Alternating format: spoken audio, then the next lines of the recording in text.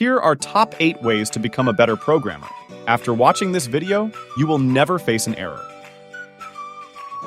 The best way to become a better programmer is to quit programming. You can also become a motivational speaker with all those pain and suffering. Another certified way to become a better programmer is to comment any errors or bugs you face. And, ignore them forever.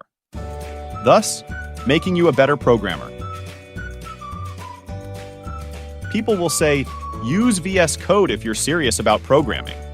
But I beg to differ. I have been using Notepad to write production code for years, and I never faced an error. Notepad is the best IDE.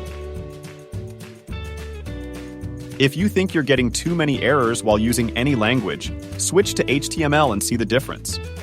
HTML is the only true programming language. You will immediately become a better programmer. If you still can't get better at programming, then it's time to throw your PC out. Rather than living in shame, you should go to the mountains and live there. You could also become a monk.